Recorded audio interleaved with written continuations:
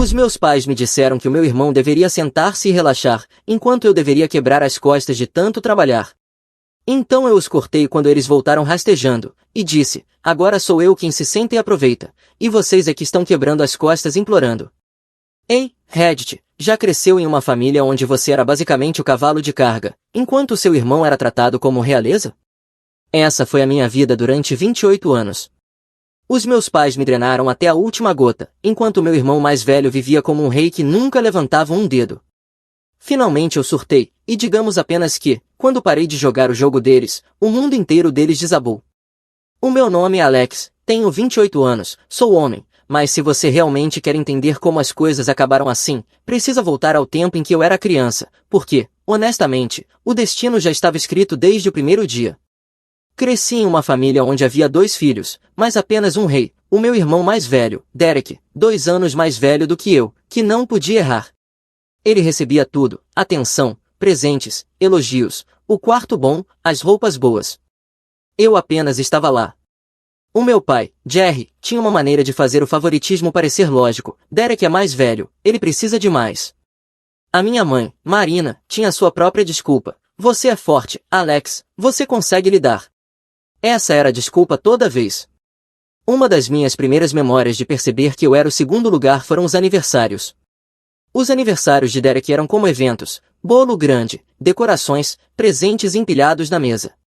Ainda me lembro do 12º aniversário dele, quando ele ganhou um carro de controle remoto que custava uma fortuna. Todas as crianças da vizinhança apareceram, e os meus pais aplaudiram como se ele fosse uma celebridade. Já os meus aniversários tinham um bolo pequeno, talvez uma camiseta ou meias. A minha mãe dizia, não seja ganancioso, Alex, os tempos estão difíceis. Mas, aparentemente, os tempos não eram tão difíceis para as grandes festas de Derek. Na escola não era diferente.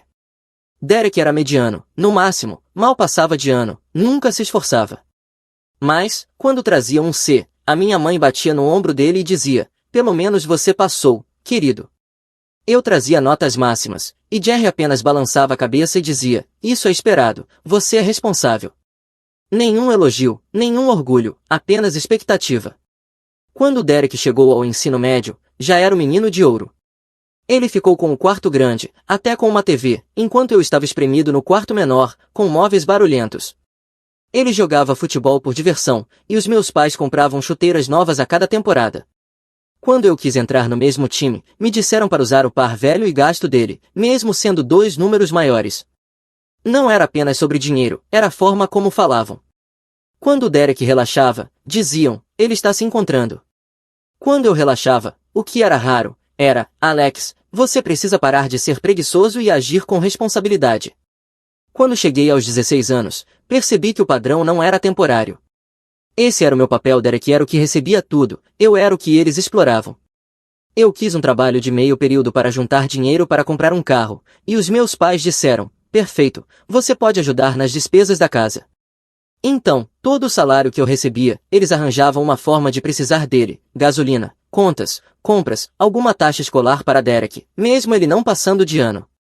Enquanto isso, Derek estava em casa jogando videogames. Quando perguntei por que ele não trabalhava, Jerry riu e disse, o seu irmão não é feito para lidar com estresse, você consegue. E assim sempre foi. Derek era o filho dourado, o espírito livre, o que sempre era salvo. Eu era o confiável, o responsável, o esquecido que tinha que tapar os buracos.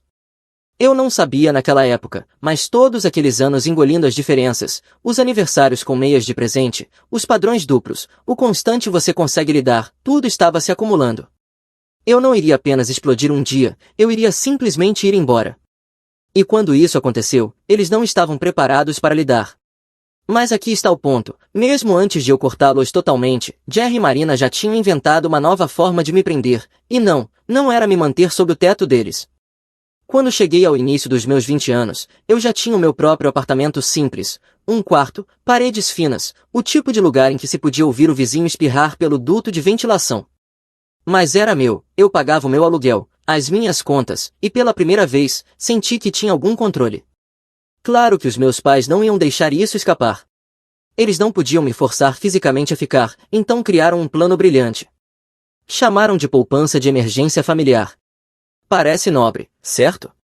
Algo como: se o papai quebrar o braço no trabalho ou a mamãe ficar doente, teremos uma reserva. Só que não era realmente para emergências, era um cofre de chantagem emocional. Tudo começou com Jerry me chamando de lado em um domingo, quando eu fui jantar em casa. Ele disse com aquela voz falsa de pai sério, como se fosse me revelar o segredo da vida: Alex, você é o responsável, sempre foi. O seu irmão, bem, Derek não é feito para lidar com estresse. Precisamos que você ajude a família, contribuindo todos os meses para um fundo de segurança, apenas por precaução. E Marina, sentada ali, balançando a cabeça com aquele ar de mãe doce, acrescentou: não é para sempre, querido, só até as coisas se estabilizarem. Você é forte o suficiente para lidar com isso.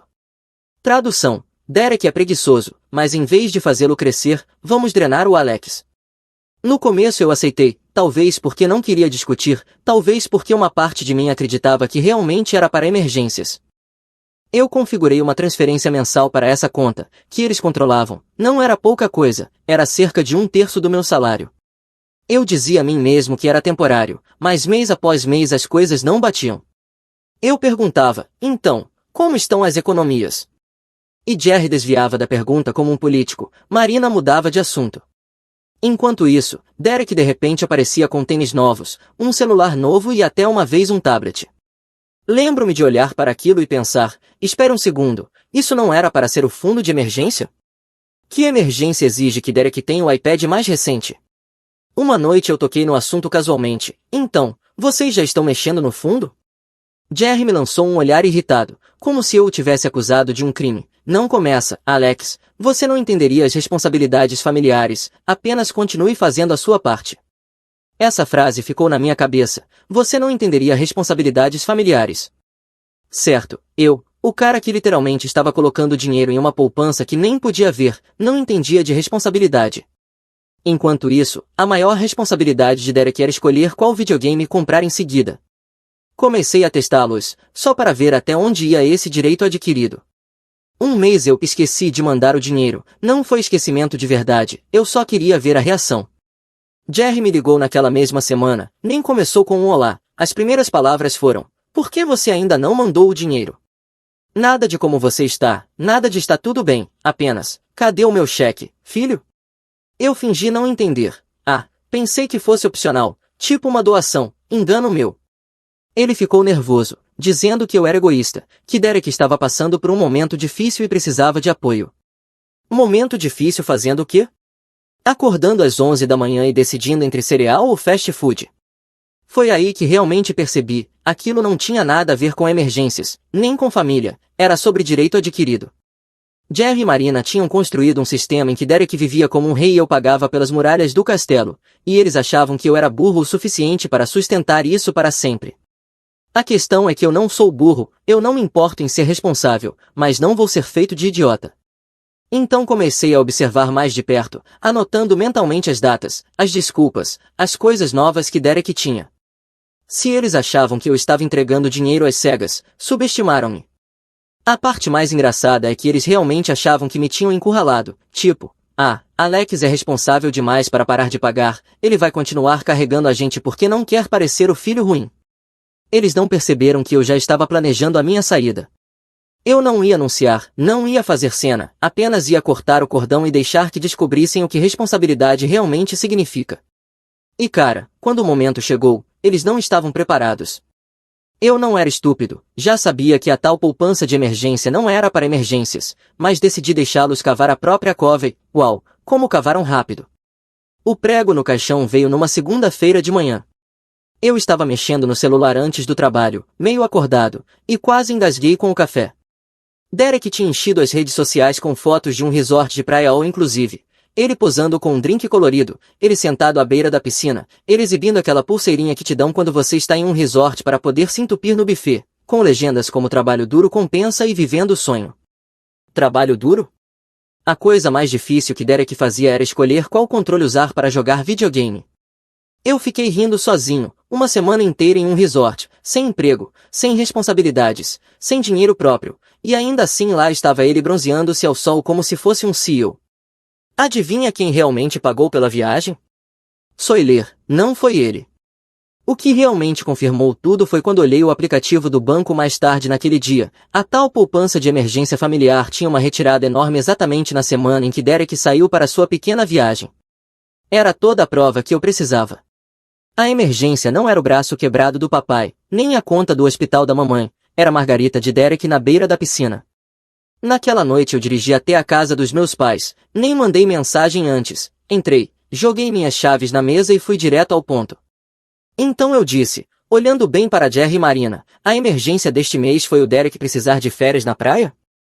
Marina suspirou como se eu tivesse acabado de xingar na igreja. Alex, não começa, o seu irmão tem estado sob tanto estresse, ele precisava de uma pausa para a saúde mental. Eu sorri de canto, saúde mental de quê? Dormir até o meio-dia e jogar FIFA a noite toda? Uau, pobre garoto, deve ter sido exaustivo, devia até ter direito à licença médica do sofá. O rosto de Jerry ficou vermelho na hora, ele sempre achou que gritar era o mesmo que ter autoridade. Não desrespeite o seu irmão, ele nasceu para sentar e aproveitar a vida, você nasceu para quebrar as costas para que ele pudesse. E lá estava, a frase que resumiu toda a minha infância, finalmente dita em voz alta como se fosse um lema da família. Por um segundo eu apenas fiquei olhando para ele, depois comecei a rir, não um riso nervoso, mas uma gargalhada de verdade. Sabe de uma coisa, pai, você tem razão, sempre foi assim, eu trabalho, ele aproveita, mas não me lembro de ter assinado um contrato dizendo que seria assim para sempre. Então adivinha, essa política expirou. Marina interveio, levando a mão ao peito como se estivesse em uma novela. Alex, não seja egoísta, somos uma família, família significa sacrifício. Eu rebati, engraçado como sacrifício só vale em uma direção nesta família. Eu pulo jantares, faço turnos duplos, entrego o meu salário, e Derek sacrifica o quê? Os polegares, de tanto apertar botões no controle? Por favor, se sacrifício é a regra, então agora é a vez dele. Foi nesse momento que Derek entrou segurando um refrigerante, com um sorriso arrogante colado no rosto, provavelmente achando que era o seu momento de brilhar. Não seja ciumento, maninho, nem todo mundo consegue aproveitar a boa vida. Você nasceu para trabalhar, eu nasci para aproveitar. Eu não consegui evitar, ri bem na cara dele. Aproveitar, Derek? Você está nos seus 30 anos e ainda recebe mesada da mamãe e do papai. Você não ganhou uma viagem a resort, você a parasitou.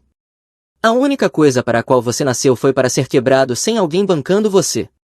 O sorriso dele desapareceu, Jerry se inflou como um cachorro de guarda pronto para defender o seu príncipe precioso. Não fale com o seu irmão desse jeito.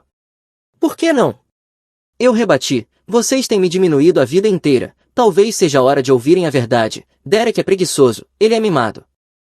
E vocês dois deixaram isso acontecer. Ele não é especial, é um homem adulto agindo como uma criança pequena, e vocês estão permitindo isso, e eu terminei de pagar por isso. O quarto ficou em silêncio, dava para ouvir o relógio da cozinha. Marina olhou para o chão, Derek parecia atônito, como se ninguém jamais tivesse ousado enfrentá-lo. O rosto de Jerry ficou roxo, finalmente ele latiu, se você não gosta, saia, você não vai nos dizer como criar nossos filhos. Foi isso, o ponto de ruptura. Eu fiquei firme, olhei diretamente nos olhos dele e disse calmamente, ótimo, então de agora em diante vocês podem pagar suas próprias contas, o fundo de emergência está encerrado, criem o seu filho mimado sem mim, vamos ver como isso funciona. Marina finalmente falou, quase gritando, você não pode simplesmente ir embora, nós o criamos, demos tudo a você. Eu ri, tudo? Você quer dizer as roupas usadas de Derek, meias de presente no Natal, um colchão que rangia como um animal morrendo? Sim, obrigado por esse tudo, fiquem com isso, eu passo. Derek tentou falar alguma coisa, murmurando, você vai se arrepender disso. Eu me virei na porta e sorri de canto, não, Derek, quem vai se arrepender é você. Então peguei minhas chaves, saí e bati a porta atrás de mim.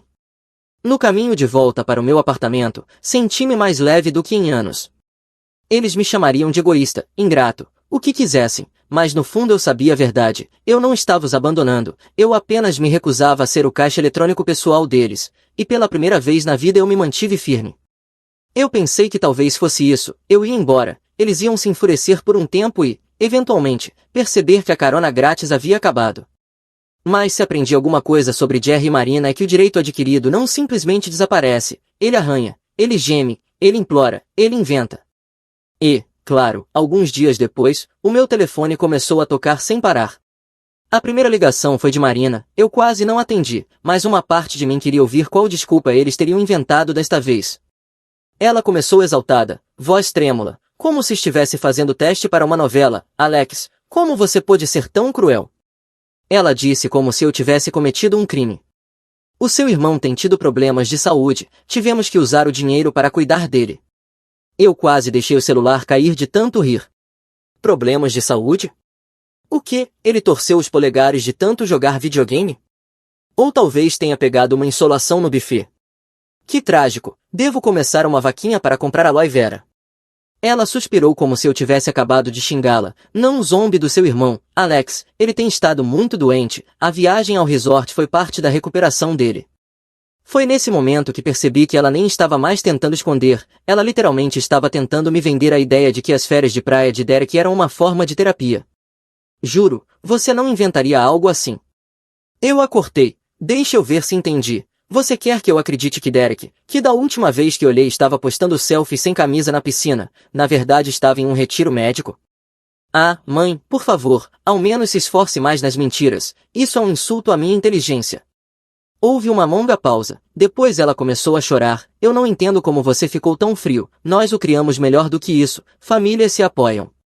Eu sorri, mesmo ela não podendo ver, sim, famílias se apoiam. Exceto nesta, eu era viga de sustentação e Derek era o lustre.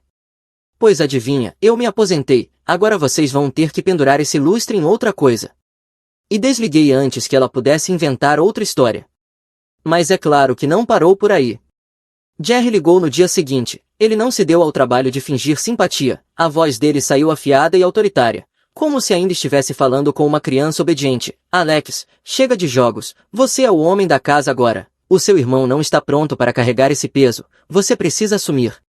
Eu quase cuspi o café de tanto rir, homem da casa, pai? Eu nem moro na sua casa e, até onde sei, você ainda está vivo, a não ser que tenha morrido ontem e esquecido de me contar. Você é o homem da casa, parabéns, aproveite o título. Ele aumentou o tom, tentando me dominar, não seja desrespeitoso, você sempre foi mais forte, mais responsável, esse é o seu papel, Derek não é feito como você.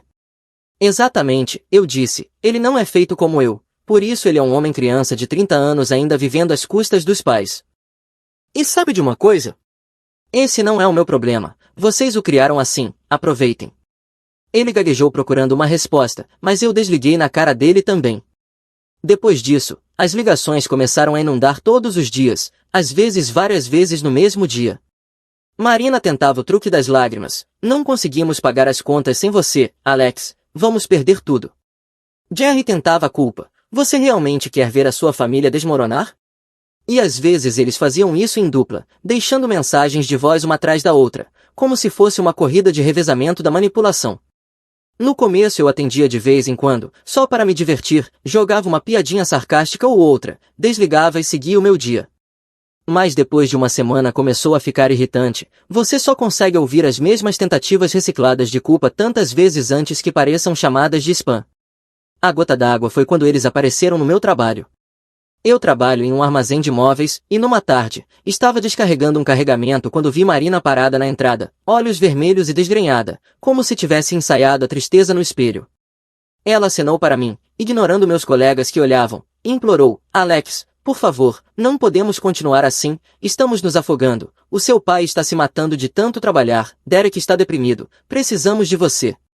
Eu puxei meu braço de volta e olhei bem nos olhos dela, alto o suficiente para todos ao redor ouvirem, se afogando? Vocês tiveram um bote salva-vidas por anos, e vocês o afundaram de propósito para que Derek pudesse ter uma festa na piscina. Querem ajuda? Peçam para o seu menino de ouro crescer e arranjar um emprego. O silêncio dos meus colegas foi impagável, dava para ver que eles tentavam não rir. Marina olhou ao redor, percebendo que todos tinham acabado de testemunhar o desastre dela, e saiu chorando. Depois disso, bloqueei o número dos dois. Eu estava acabado com as ligações, as mentiras, a manipulação, e, pela primeira vez na vida, estava livre da loucura deles. E deixa eu dizer, a vida do outro lado era muito boa. De repente, o meu salário ficava comigo. Eu ia mais vezes à academia, entrei em um grupo de futebol de fim de semana e até comecei a namorar uma garota, Sofia, que trabalhava na cafeteria perto do meu apartamento. Nada sério ainda, mas ela realmente me ouvia, ria das minhas piadas e não esperava que eu entregasse minha carteira toda semana. Já era uma grande melhoria em comparação à minha família. Foi incrível como as coisas mudaram rápido. Eu passei de viver constantemente estressado tentando cobrir as contas deles para finalmente juntar dinheiro para mim mesmo. Comprei roupas decentes que realmente serviam, troquei meu colchão velho que rangia por um que não parecia uma pilha de molas, saí à noite com amigos sem precisar calcular se podia pagar. Cada vez que eu entrava no meu apartamento e olhava ao redor para as coisas que eu tinha comprado, a geladeira cheia de comida que eu gostava, a TV que comprei com o meu próprio dinheiro, eu sentia algo que nunca tinha sentido crescendo na casa de Jerry e Marina: liberdade. Enquanto eu estava lá construindo uma vida, meus pais estavam presos, repetindo a mesma ladainha de sempre, se perguntando por que a máquina tinha parado de cuspir dinheiro. Soiler, por que a máquina aprendeu a dizer não? A vida finalmente começava a parecer normal. Eu estava trabalhando, economizando, indo à academia, jogando futebol nos fins de semana e até passando mais tempo com Sofia. Pela primeira vez em anos, eu sentia que o meu dinheiro era realmente meu, sem mais ligações tarde da noite, sem mais falsas emergências, apenas eu, o meu salário e a paz de saber que eu não estava sendo explorado como um caixa eletrônico familiar. Então chegou a carta. Era um envelope branco simples do meu banco. A princípio pensei que fosse alguma atualização chata da conta. Mas depois de eu ter cortado os dois, sabia que as contas estavam se acumulando do lado deles. Então, quando abri e li as palavras "Obrigado por solicitar uma nova linha de crédito, só precisamos confirmar o seu endereço", percebi na hora, isso não era meu. Era Jerry e Marina tentando me arrastar de volta para a bagunça deles. Eu congelei, não tinha solicitado nada, meu estômago afundou enquanto lia as letras miúdas. A solicitação estava no meu nome, com minhas informações, mas não com a minha caligrafia.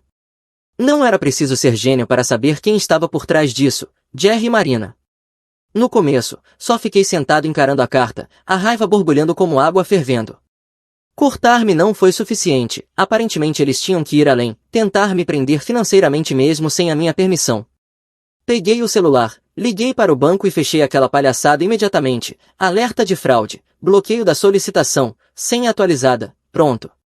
Mas quanto mais pensava, mais irritado ficava. Eles realmente achavam que podiam simplesmente colocar o meu nome em alguma coisa e eu nunca perceberia, como se eu fosse apenas pagar em silêncio qualquer bagunça que criassem, porque esse era o meu papel. Não desta vez. Dirigi direto para a casa deles, a carta no bolso. Quando Marina abriu a porta, o rosto dela se iluminou como se eu finalmente estivesse voltando. "Alex, eu sabia que você voltaria atrás." Eu empurrei a carta na cara dela. "Sim, eu voltei atrás, tudo bem. Quer explicar por que o meu banco acha que eu solicitei crédito?" O sorriso dela sumiu na hora. Ela gaguejou. Bem, isso foi só o seu pai que pensou." Eu passei direto por ela até a sala, onde Jerry estava assistindo TV, e joguei a carta na mesa de centro com tanta força que ele até se encolheu.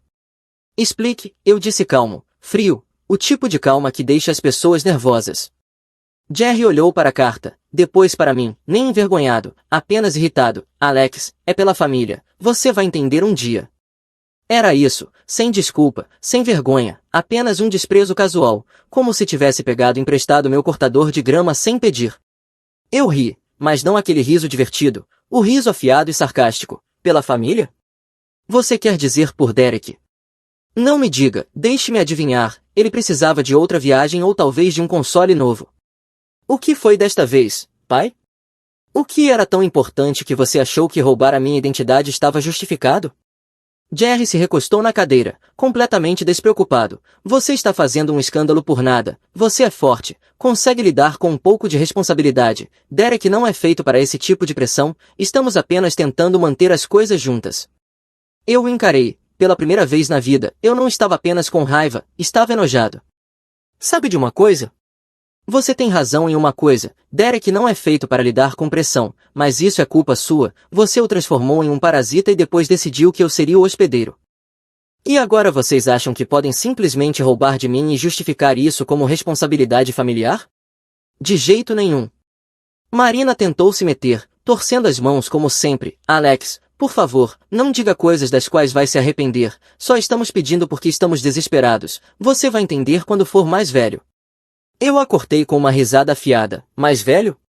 Eu tenho 28 anos, eu entendo muito bem."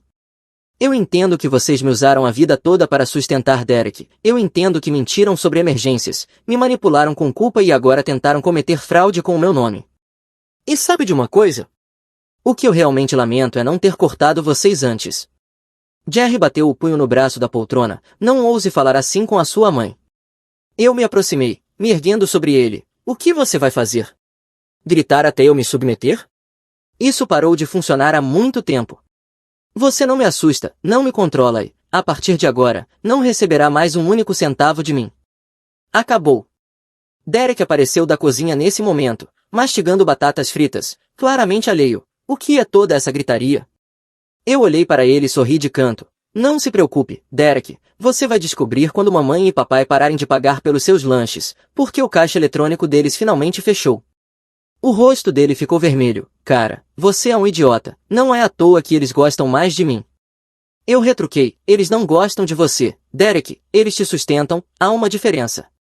Você não é o filho de ouro. Você é o parasita de ouro. E eles te criaram assim. Parabéns. Ele ficou parado, boquiaberto, ainda segurando o saco de batatas fritas. Marina começou a chorar de novo. Jerry tentou gritar, mas eu já estava indo para a porta. No batente, virei uma última vez. Não me liguem, não me mandem mensagem, não apareçam no meu trabalho de novo. Vocês queriam que Derek aproveitasse a vida enquanto eu carregava o peso? Ótimo, aproveitem a vida com Derek, vejam como isso funciona. E fui embora. Essa foi a última vez que pisei naquela casa. Eu já tinha bloqueado os números deles depois da cena no armazém. Depois disso, redobrei, bloqueei os e-mails e avisei a portaria do meu prédio para não deixá-los entrar se aparecessem de surpresa. Eu não estava mais jogando o jogo deles. Enquanto isso, Derek começou a afundar mais rápido do que nunca. Comigo fora da equação, o dinheiro secou. Ele começou a pegar emprestado de amigos, depois de amigos, depois daqueles tipos de gente de quem você não pega emprestado a menos que goste de joelhos quebrados. Ouvi pelos conhecidos que ele estava fugindo de ligações, evitando encontros porque devia dinheiro. Clássico Derek, ainda achando que a vida magicamente iria salvá-lo. Não era meu problema, pela primeira vez eu não era o que gerenciava, consertava, sacrificava. Eu estava fora, e a sensação era incrível. Depois que os cortei completamente, a vida ficou silenciosa, sem ligações, sem mensagens de voz, sem visitas surpresa no trabalho. Pela primeira vez na vida, meu telefone não era fonte de estresse. Ninguém exigindo mais, nenhuma história falsa sobre a depressão de Derek ou discursos de responsabilidade do Jerry, apenas silêncio. Pensei que talvez eles finalmente tivessem entendido a mensagem, mas na verdade eles estavam apenas ocupados desmoronando. Eu não soube por eles, claro, soube pela tia Teresa.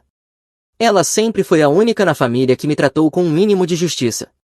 Numa tarde de sábado, ela me ligou, a voz séria, quase hesitante. Alex, não quero medalha, mas você precisa saber o que está acontecendo com seus pais. Eu me preparei esperando mais uma tentativa de culpa, mas o que ela contou quase me fez rir. Depois que fechei a torneira, Jerry e Marina tentaram manter o mesmo estilo de vida.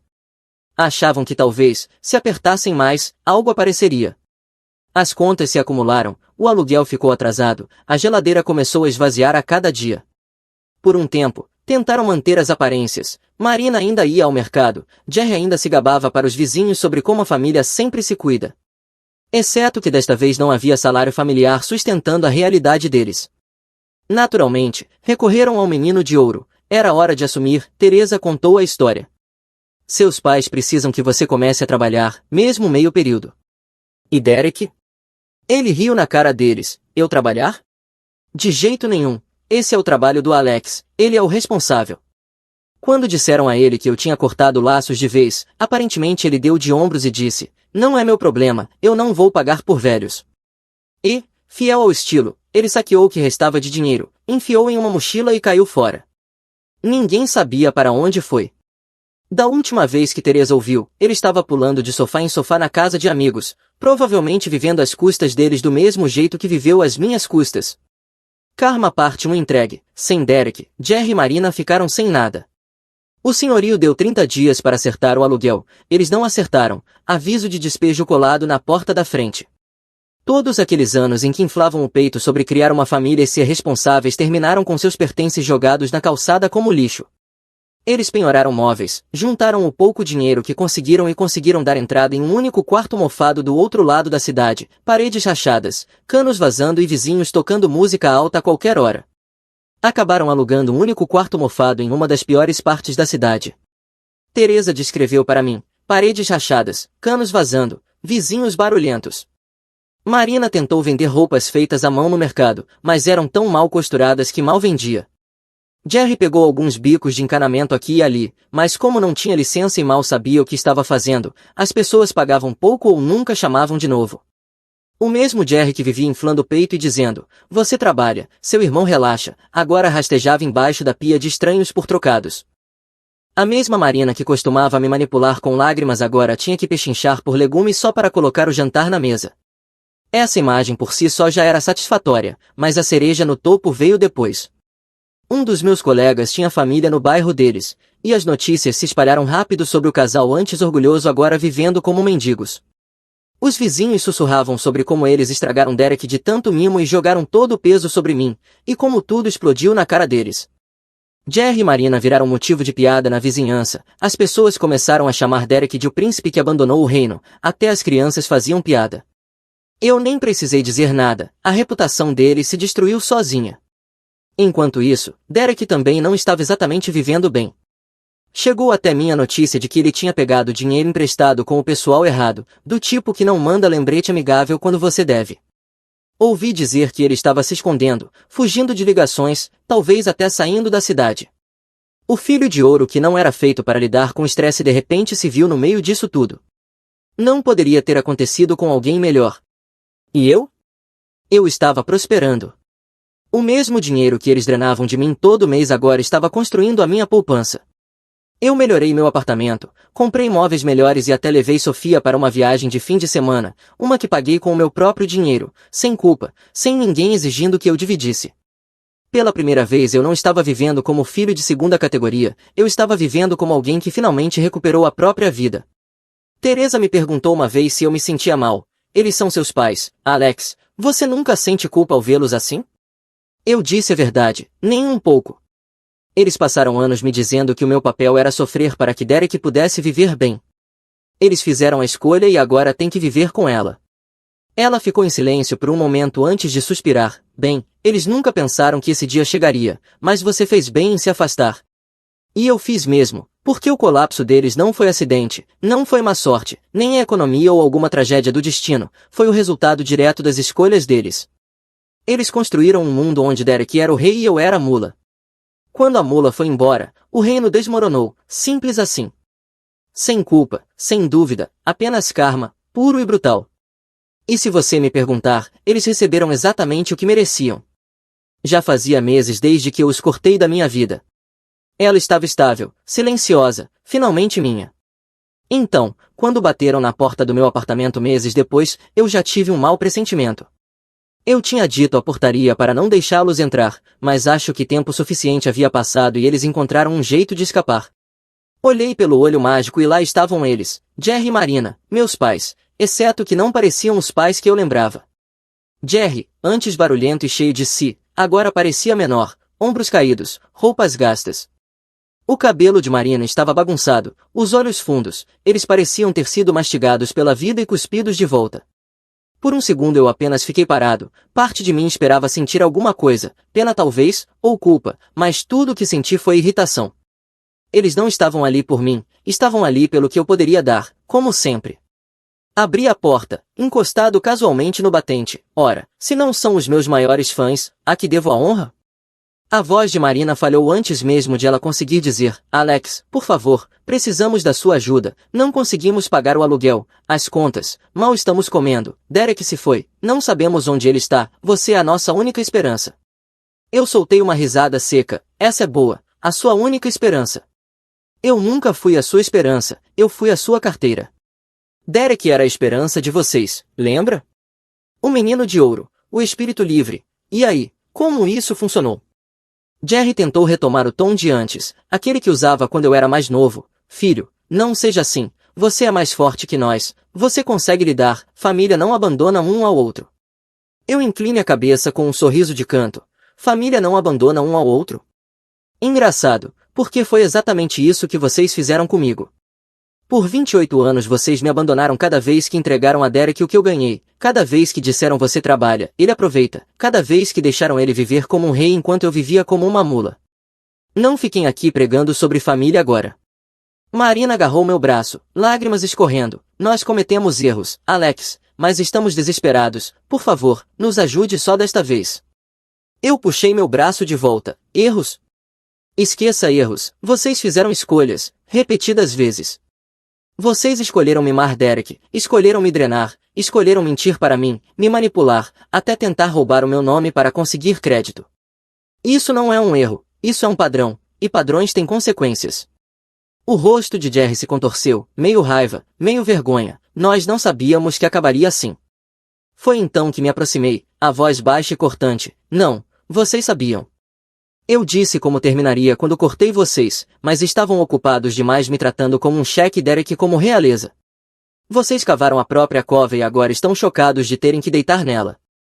Eles ficaram lá em silêncio, pela primeira vez sem nada a dizer.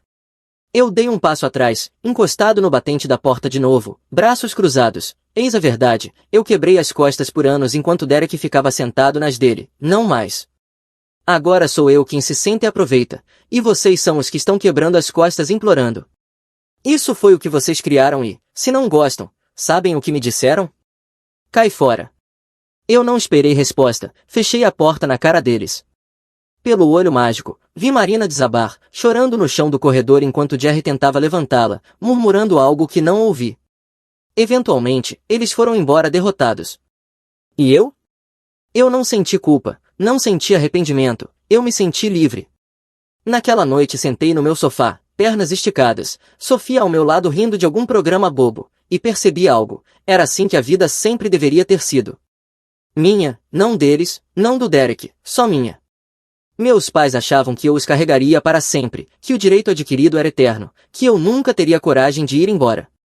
Mas eu tive. E agora, enquanto eles vivem com as ruínas das escolhas deles, eu vivo com a paz das minhas. Eles cavaram a cova, eu apenas parei de me enterrar nela junto com eles. Minha filha adolescente gritou, eu seria mais feliz se você estivesse morto. O namorado da mamãe é o tipo de pai que eu gostaria de ter. Em vez de gritar de volta, eu me tornei morto.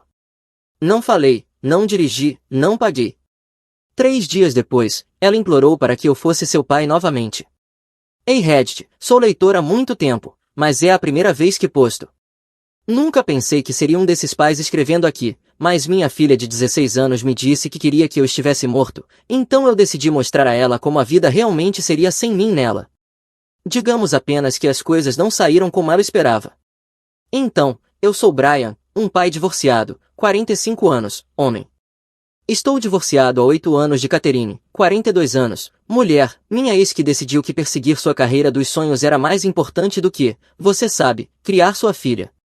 Nós temos uma filha, Eli, 16 anos, mulher, e quando eu digo que a tenho criado quase sozinho, quero dizer que Catherine a vê talvez 2 vezes por ano se as estrelas se alinharem e mesmo assim é como se estivesse fazendo um favor a Eli aparecendo com um cartão presente e uma foto para postar. Eli mora comigo em tempo integral, sou eu quem faz a rotina diária, consultas médicas, reuniões de pais e professores, todo o pacote. Catherine é a mãe divertida que aparece para tirar selfies no Instagram com a legenda número 1 mamãe e depois desaparece novamente. Não estou amargo, apenas fatos. Agora, Eli é uma boa garota no fundo, mas ultimamente está naquela fase de rebeldia adolescente, e alimentando essa fase está o namorado dela, Chad. Se você imaginar um garoto com um vape colado na mão, um sorriso permanente e um carro que soa como um cortador de grama morrendo, você acertou. Ele tem 17 anos, já tem ficha por furto em loja e falta tanto à escola que estou meio convencido de que o escritório de presença tem o nome dele em um alvo de dardos. Nunca gostei dele, ele trata Eli como lixo, sempre chamando-a de dramática quando ela reclama, sempre pressionando-a a quebrar regras, típico namorado problema. Claro que Eli jura que eu não entendo e que ele é incompreendido. Sim, todo pai do futuro colega de cela de um criminoso já ouviu essa frase. Enfim, na sexta-feira passada à noite tudo explodiu. Eli entrou saltitante na cozinha já vestida como se fosse para uma boate, não para uma festa de colégio. Ela disse que ia a essa festa com Chad. Não vai, eu disse secamente, só isso, apenas 4 palavras. Não gritei, Não fiz discurso, apenas estabeleci o limite. E, santo Deus, você pensaria que eu disse que ela seria enviada para um campo militar. Ela instantaneamente explodiu, gritando sobre como eu estou arruinando a vida dela, como todas as amigas dela podem ir, como eu não a entendo. Ela andava de um lado para o outro na cozinha como se estivesse fazendo um monólogo para uma plateia de uma pessoa. Eu apenas fiquei lá, bebendo meu café, esperando a birra se esgotar. Mas então ela usou a artilharia pesada. Eu seria mais feliz se você estivesse morto, gritou ela, rosto vermelho, olhos em chamas, em modo fúria adolescente total. E então, porque aparentemente isso não era suficiente, ela acrescentou, você não me entende, nunca entendeu, Walter me entende, ele me trata como família, não como um problema para lidar. Ele é mais pai do que você jamais será e mal posso esperar até ser velho o suficiente para sair desta casa e morar com ele e a mamãe. Agora, deixe-me fazer uma pausa aqui. Walter é o novo namorado da Catherine. Conheci o cara talvez 2 vezes. Ele tem 38 anos, mas age como se tivesse 25, sempre usando um boné para trás e falando sobre a luta como se fosse algum palestrante motivacional do TikTok, basicamente uma crise de meia-idade ambulante em jeans de grife. Então, minha filha me dizendo que esse palhaço aleatório que ela conheceu 3 vezes é o verdadeiro pai dela doeu. Não vou mentir, foi como um tijolo na cara. Mas em vez de gritar, em vez de perder o controle, em vez de dar a ela a satisfação de uma briga explosiva, eu apenas olhei para ela, calmo como sempre, e disse, anotado, querida. Só isso, foi tudo que eu disse. Ela piscou, confusa por um segundo, depois correu para o quarto, provavelmente esperando que eu a seguisse pelo corredor e implorasse para conversar. Esse é geralmente o roteiro. Ela explode, eu tento acalmar e o ciclo se repete. Mas algo em mim quebrou naquela noite, não de raiva, apenas algo mudou. Se ela me quer morto tão mal assim, tudo bem, ela vai descobrir como realmente é ter um pai morto. Então decidi ali mesmo, vou desaparecer, modo fantasma literalmente morto. Pessoas mortas não fazem café da manhã, pessoas mortas não dão dinheiro para aqueles mates nojentos, pessoas mortas não ficam esperando para serem desrespeitadas. E a partir daquela noite foi exatamente assim que eu ia agir. Sem gritos, sem discursos de castigo, apenas silêncio. Ela me queria morto, tudo bem, ela estava prestes a descobrir que a vida sem mim não é só legendas no Instagram e liberdade. A ironia é que eu realmente me senti mais calmo do que em anos. Pela primeira vez, eu não ia me desdobrar para manter a paz, não ia implorar por respeito da minha própria filha. Ela perceberia ou não, mas uma coisa era clara, ela não estava pronta para ter um pai morto.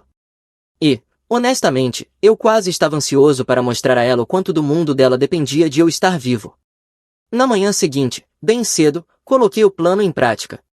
Normalmente eu estaria de pé fazendo o café da manhã, ovos, panquecas, tudo. Eli desceria sonolenta, pegaria o prato e resmungaria sobre como odeia a escola, mas ainda assim comeria cada mordida.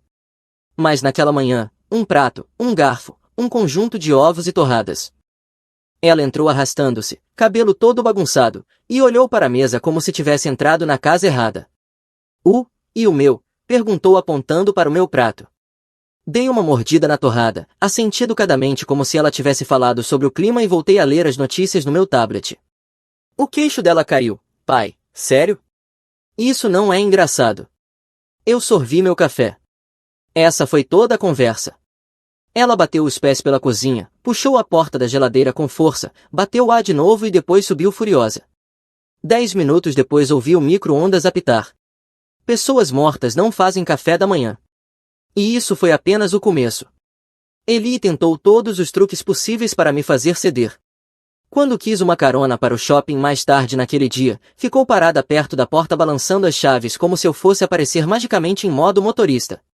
Quando nada aconteceu, veio até mim e acenou a mão na frente do meu rosto. Pai, alô, preciso de uma carona, pai. Ajustei casualmente o termostato sem nem olhar para ela. Finalmente ela gritou, tá bom, vou pegar o ônibus e saiu batendo o pé. Perfeito, pessoas mortas não dirigem. O domingo de manhã foi ainda melhor. Ela desceu com o celular na mão, me olhando com raiva, por que meus dados não estão funcionando?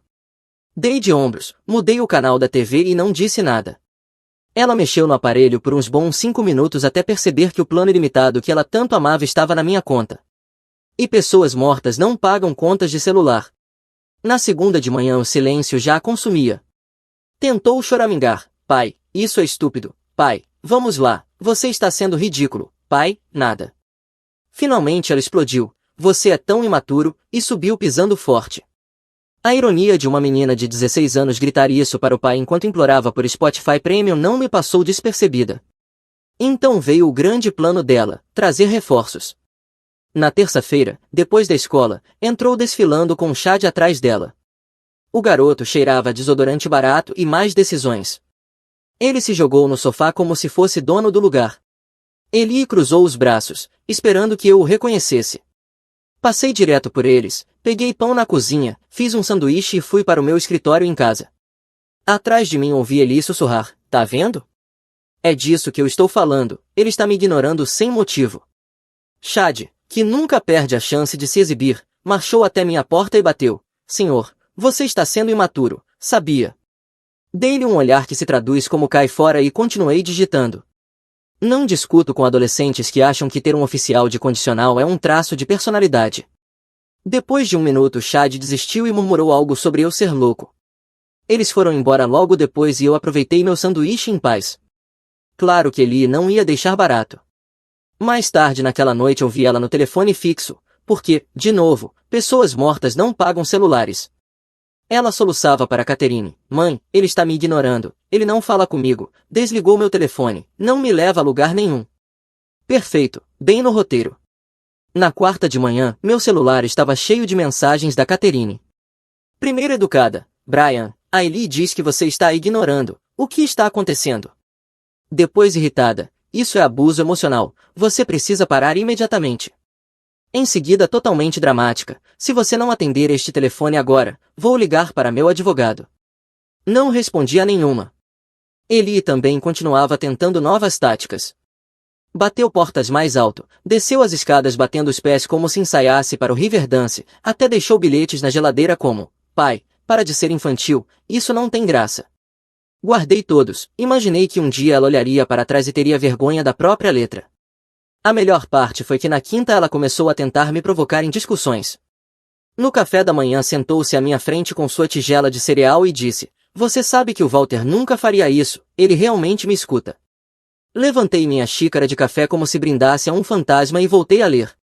Ela bufou tão forte que achei que fosse desmaiar. No fim da semana as rachaduras começaram a aparecer. Ela passou da confiança arrogante aos suspiros irritados até o pânico genuíno. Quando a senhora da cantina me ligou para dizer que a conta do almoço da Eli estava vazia, não recarreguei. Pessoas mortas não financiam nuggets de frango. Eli voltou para casa furiosa, tive que pedir dinheiro emprestado para a Rebeca hoje, todo mundo acha que estou quebrada agora. Fiz um sinal de positivo sem desviar os olhos da TV. O rosto dela ficou vermelho e depois pálido. Finalmente percebeu que isso não era uma encenação, eu não estava blefando, o modo morto tinha vindo para ficar e ela estava apenas começando a entender como era viver sem mim. No meio da semana Eli não estava apenas irritada, estava abalada. Então o telefone dela desligou completamente, não apenas os dados, mas sem mensagens, sem chamadas, nada. Ver ela encarar a tela preta como se fosse um bichinho morto foi quase cômico. Pessoas mortas não pagam a Verizon. Naquela manhã ela desceu atrasada, cabelo ainda molhado, mochila meio aberta. Normalmente eu a avisaria sobre o horário do ônibus ou até a levaria se estivesse atrasada. Mas não mais. Ela olhou para o relógio, percebeu que tinha perdido e me encarou. Você não podia me acordar, retrucou. Sorvi meu café. Nada. Ela saiu pisando forte, murmurando sobre abuso, e acabou andando a 1,5 milha até a escola. Bairro seguro, ela sobreviveu. Foi quando minha irmã Stephanie apareceu. Ela é minha irmã mais nova há 3 anos, e ao contrário da Catherine, ela realmente está presente. Tem sido meu apoio desde o divórcio, ajudou-me com a Eli quando era pequena, cuidou dela, suportou aquelas dolorosas noites de reunião de pais quando Catherine estava ocupada demais viajando a trabalho. Stephanie conhece toda a história. Ela entrou com uma sacola de mantimentos, deu uma olhada em mim sentado à mesa enquanto Eli se lamentava no andar de cima e disse, então, modo morto, hein? Pessoas mortas não atendem à porta, respondi com frieza. Ela sorriu, largou a sacola no balcão e me deu um high five. Finalmente, demorou. Sentamo-nos e eu a atualizei sobre tudo, a frase eu seria mais feliz se você estivesse morto, o comentário sobre Walter, o silêncio. Ela nem piscou, bom, já estava na hora, Que ela veja como é realmente sem você carregando tudo. Stephanie nunca foi de adoçar a realidade, vem me alertando há anos para não tentar ser os dois pais enquanto Catherine finge ser mãe da Disney 2 vezes por ano. E, como esperado, Catherine começou os joguinhos. Por volta da hora do almoço recebi uma notificação. Catherine tinha marcado Eli numa foto no Facebook, uma imagem filtrada de Eli no Natal de 2 anos atrás, com a legenda, com tanta saudade da minha menina, mal posso esperar até estarmos reunidas, melhor mãe, família em primeiro lugar. Quase cuspi meu café, família em primeiro lugar? Essa mulher deixou Eli comigo quando ela tinha 8 anos, a ver no recesso de primavera se estiver com vontade, e agora, de repente, é a mãe do ano nas redes sociais. Clássica Catherine, imagem acima de substância. Eli também viu, ouvi seus passos irritados lá em cima, provavelmente envergonhada, mas não me disse uma palavra sobre isso. Então Walter entrou no circo. Mandou mensagem para Stephanie, não para mim, porque até ele sabia melhor, dizendo que eu estava prejudicando o crescimento emocional da Eli ao ignorá-la, e que ele queria assumir como papai 2.0. Stephanie me mostrou a mensagem quase engasgando de tanto rir. Papai 2.0, o que ele é? Uma atualização de software. Balancei a cabeça, mas parece versão beta cheia de falhas. Eli também não estava se ajudando. No sábado de manhã desceu com lágrimas nos olhos agitando o celular morto. Pai, por favor, preciso do meu celular, nem consigo mandar mensagem para Rebeca sobre a lição de casa. Dei de ombros daquele jeito que diz a vida é dura, criança, e voltei ao jornal. Por que você está fazendo isso? Chorou. Pessoas mortas não respondem perguntas. Stephanie, sentada no balcão, levantou a xícara para Eli. Querida, talvez não deseje que seu único pai presente esteja morto da próxima vez. Eli bufou e saiu pisando forte de novo. Claro que Catherine não conseguiu deixar as coisas esfriarem.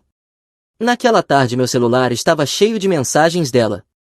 O tom subiu rápido. Eli diz que você está ignorando. Pare de ser infantil. Isso é abuso, Brian. Vou conseguir a custódia se for preciso. Walter e eu estamos discutindo opções. Você não é apto a ser pai se a trata desse jeito. Ignorei tudo, mas Stephanie não. Ela finalmente ligou para Catherine, colocou no viva voz e apoiou-se no balcão com um sorriso de canto. Catherine começou disparando. Stephanie, graças a Deus você ligou. Ele enlouqueceu completamente, está ignorando a Eli, desligou o celular dela, a faz ir andando para a escola, isso é abuso emocional, não terei escolha a não ser pedir a custódia total. Stephanie apenas tomou um gole de café. Custódia total. Você entende que isso significa realmente criar a filha, certo? Silêncio por um instante. Catherine tropeçou, depois bufou, sempre estive lá para Eli. Stephanie riu, sim, 2 vezes por ano, e postar fotos antigas não conta.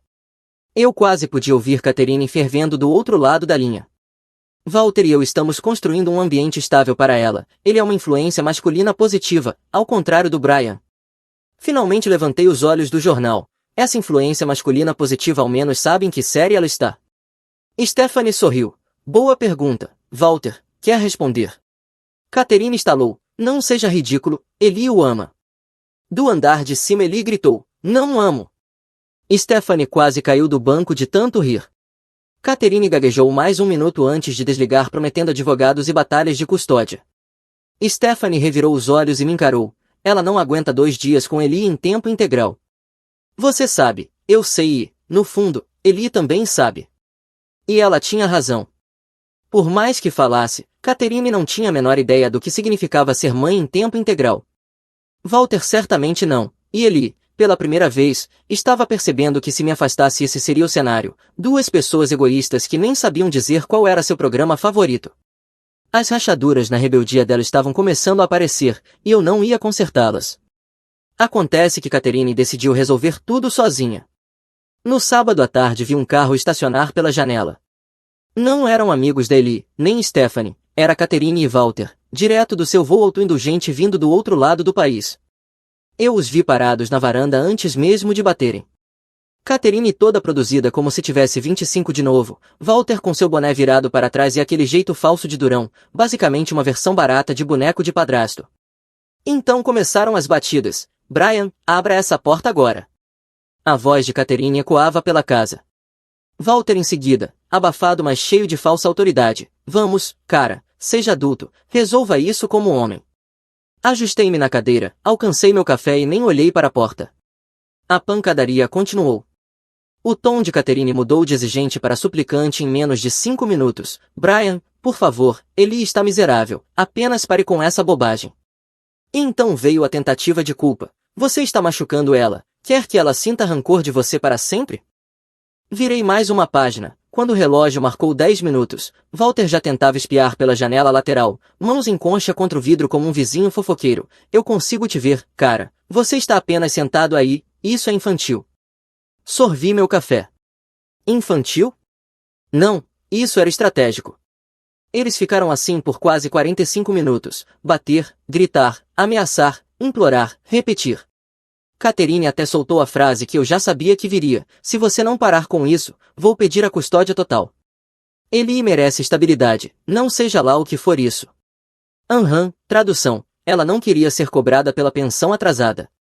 Não pagava havia 2 anos, a custódia era só um jeito de escapar.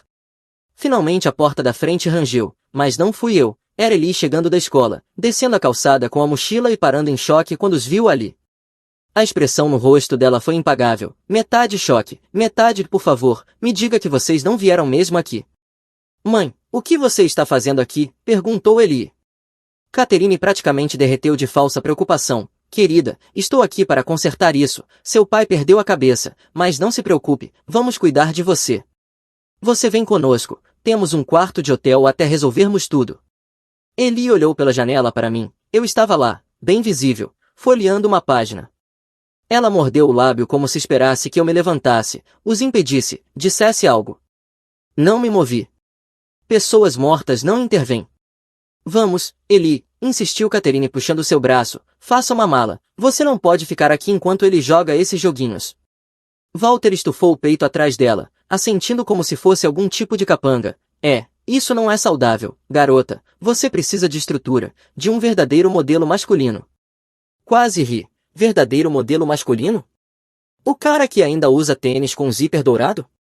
Ellie hesitou, mas eu tenho escola, se eu faltar mais aulas, Catherine a dispensou com a mão. Não se preocupe com isso, Walter conhece gente no conselho escolar, ele vai resolver. Walter assentiu de novo, todo convencido. Tenho conexões. Claro, conexões, em um distrito onde ele nem morava, para uma garota que ele mal conhecia. Ellie olhou para mim mais uma vez, pedindo silenciosamente uma reação, mas eu continuei imóvel, calmo, virando outra página. Ela precisava ver por conta própria. Finalmente, com um suspiro derrotado, deixou Catherine guiá-la até o carro. Walter desfilou atrás deles como se tivesse acabado de ganhar um campeonato. Observei da minha cadeira enquanto o carro se afastava, os olhos de Ellie ainda voltando para casa até desaparecerem na rua. O silêncio depois foi pesado, não do tipo pacífico, mas do tipo que carrega o peso de uma escolha. Eu não o quebrei. Se ela queria testar como era a vida com Catherine e Walter, ia descobrir na prática. Cerca de 1 hora depois, Stephanie entrou com comida para a viagem nas mãos. Viu o sofá vazio e a expressão no meu rosto, então eles a levaram. Sim. Stephanie largou a sacola no balcão, abriu uma caixinha e balançou a cabeça. 2 dias, no máximo. Levantei a sobrancelha, tão generosa assim. Ela riu. 18 horas. Catherine mal consegue lidar com Ellie num fim de semana de visita. Imagina morar num quarto de hotel com ela em tempo integral.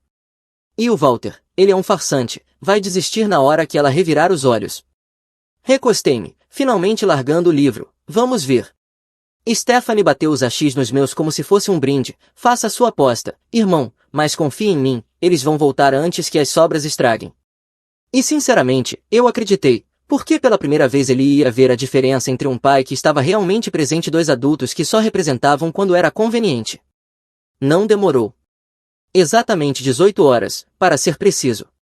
No domingo de manhã eu estava no meio de preparar um prato único de ovos com bacon quando ouvi a porta do carro bater lá fora. Espiei pelas persianas. Sim, Catherine, Walter e Ellie subindo a calçada. Nem bateram dessa vez, aparentemente Catherine tinha fuçado e encontrado a velha chave de emergência durante a noite, porque entrou direto, como se ainda morasse ali. Brian, isso acaba agora, declarou, entrando na cozinha como se fosse dona do lugar. Ellie tem algo a dizer a você. Ellie parecia não ter dormido, cabelo bagunçado, olheiras, moletom meio aberto. Segurava um papel amassado como se fosse seu último fio de esperança. Pai, ela sussurrou, voz trêmula, me desculpe. Eu não quis dizer o que falei. Por favor, podemos voltar ao normal. Coloquei meus ovos e bacon na mesa, sentei e comecei a comer, sem sequer levantar os olhos. Pessoas mortas não respondem.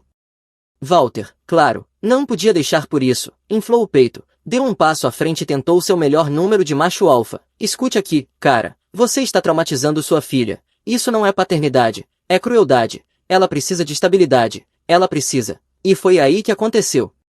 Eli explodiu, não comigo, mas com ele. Cala a boca, Walter.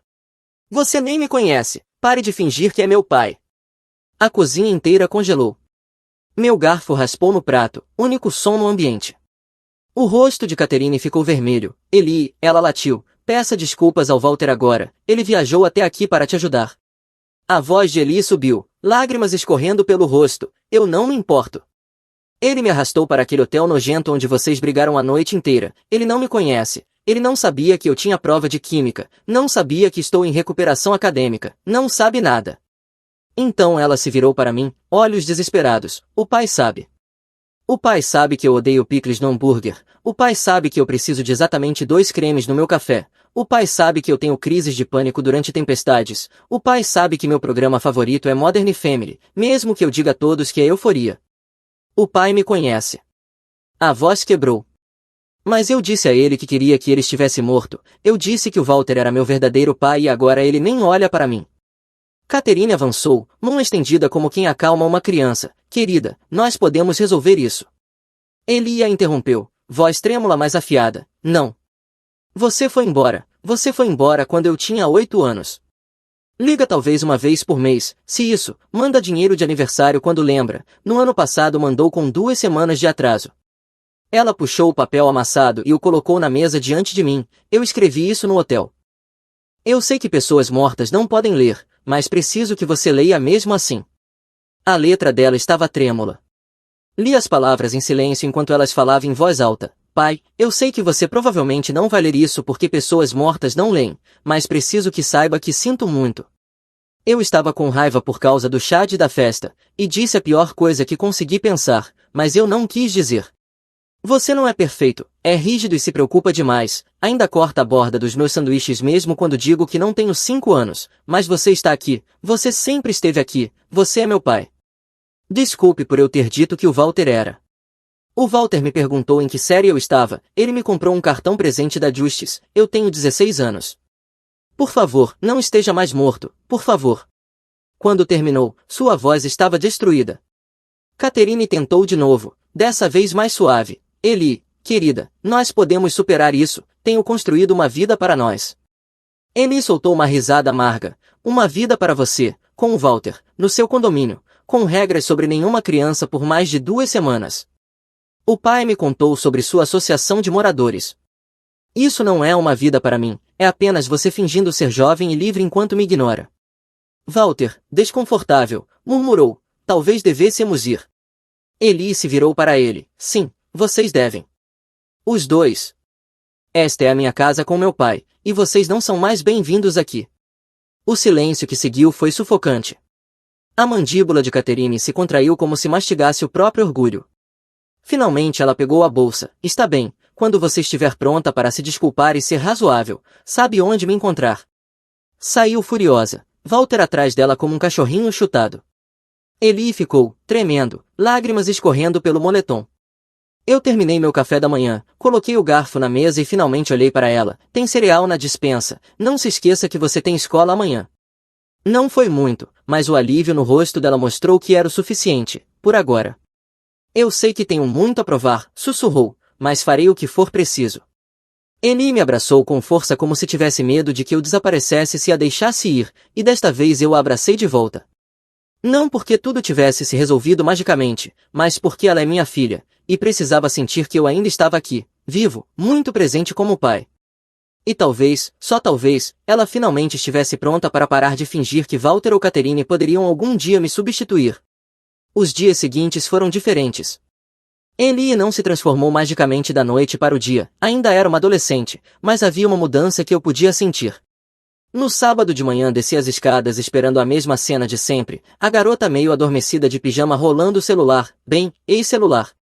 Em vez disso, ela estava na cozinha mexendo no fogão com uma frigideira, fazendo o café da manhã, disse, sem olhar para mim.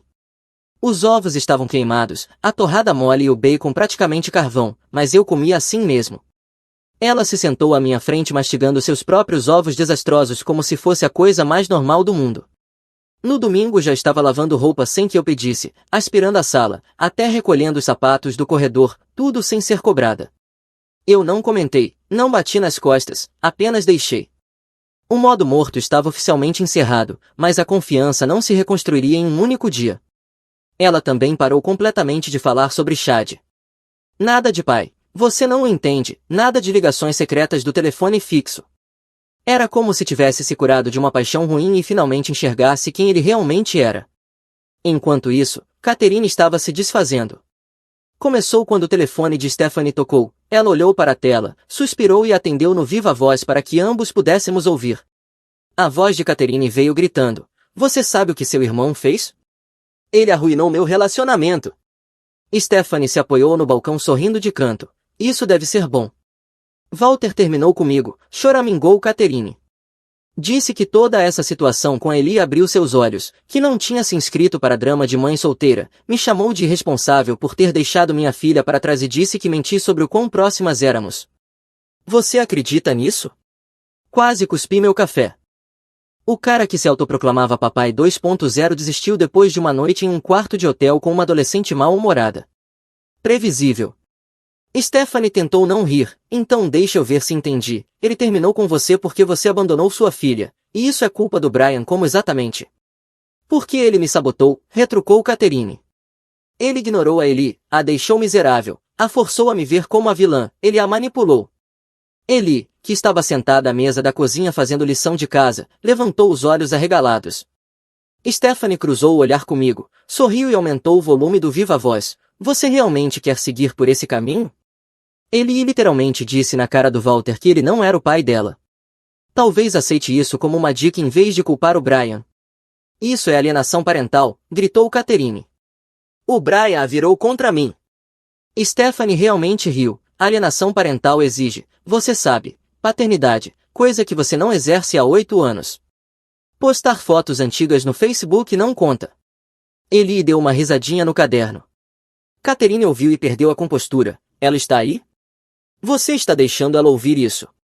Sim, disse Stephanie casualmente. Parece justo, assim ela ouve a verdade em vez da sua versão editada. A linha caiu. Catherine não aguentou a plateia. Eli largou o lápis, rosto sério. Ela na verdade não se importa, não é? Perguntou baixinho. Suspirei, ela se importa com como parece, isso é diferente de se importar com você.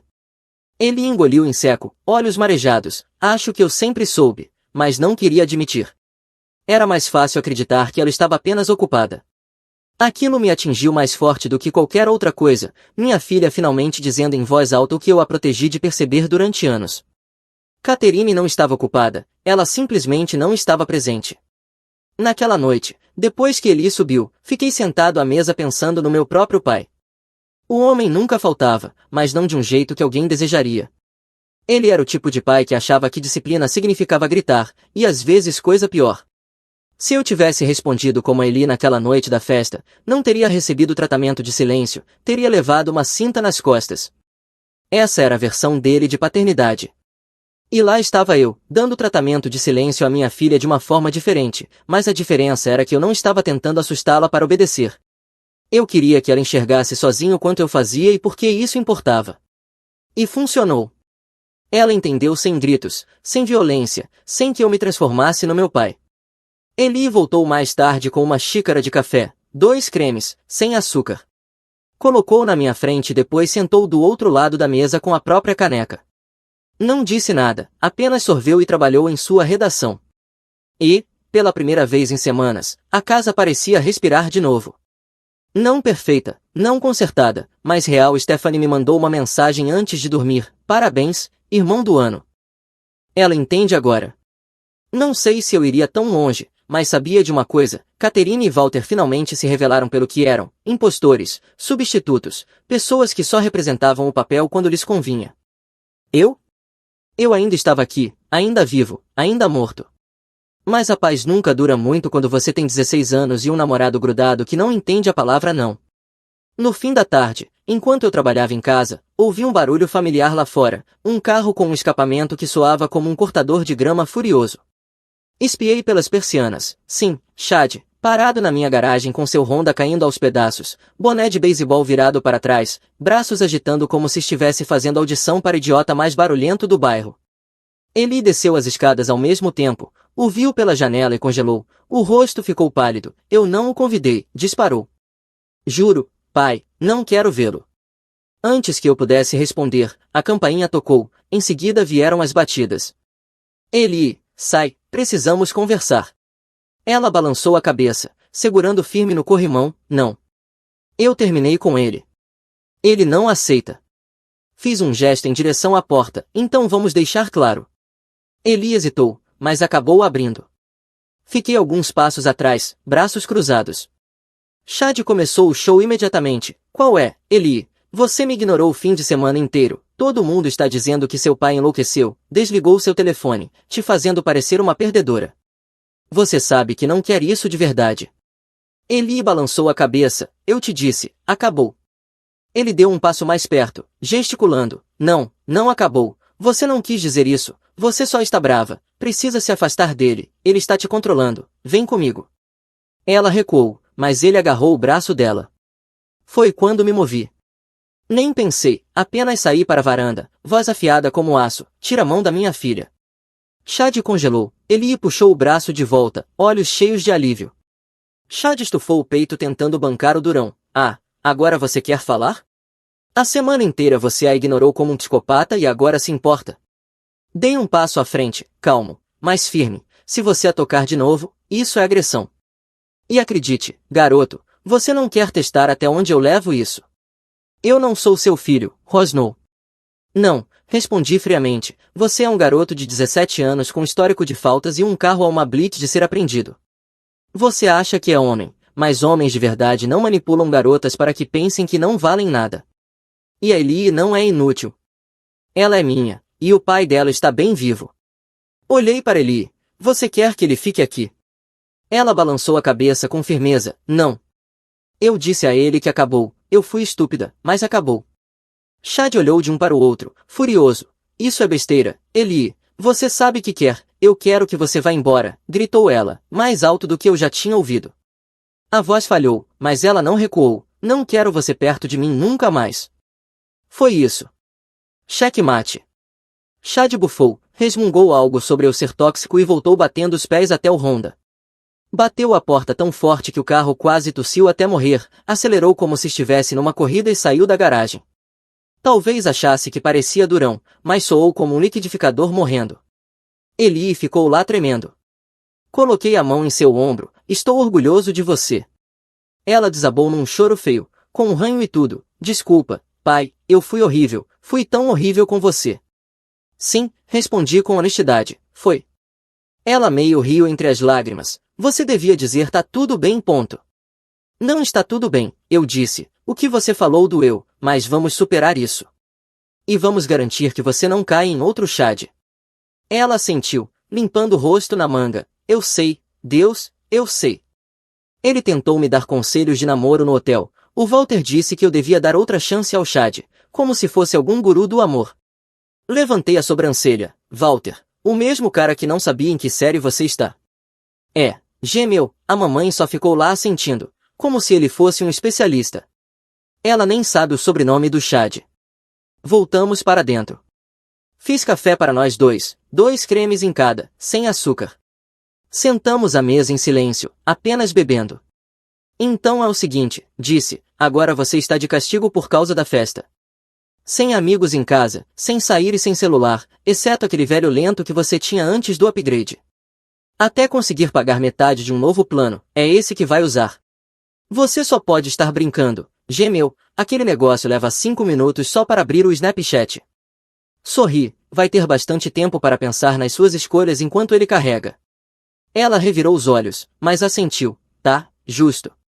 E você vai escrever 3 cartas de desculpa, acrescentei. A cabeça dela se ergueu. 3? Para quem? Para ti, Stephanie, por colocá-la no meio. Para sua mãe, por envergonhá-la na frente do Walter, mesmo que ela merecesse. E para você mesma. Para mim mesma, perguntou franzindo a testa. Sim, por namorar um cara que te tratava como propriedade. Você vale mais do que isso. Escreve para não esquecer. Ela engoliu em seco, olhos marejados de novo. E quanto a você, não devo uma para você. Não, respondi, você me deve a verdade, sempre. Mesmo quando estiver com raiva, mesmo quando achar que estou arruinando sua vida. Nada de mais desejos de morte. Ela conseguiu um pequeno sorriso, consigo fazer isso. Mais tarde naquela noite, sentou-se ao meu lado no sofá, controle na mão. Quer assistir algo? O que? Perguntei. Modern Family, disse suavemente. Então assistimos. 2 episódios, os 2 citando falas, rindo, apenas existindo no mesmo espaço como pessoas normais. No meio, ela desapareceu na cozinha. Quando voltou, me entregou um sanduíche de peru com queijo suíço, sem picles, exatamente como eu gosto. Sentou-se observando eu dar uma mordida. Círculo completo, sussurrou. Mastiguei, assenti, nada mal.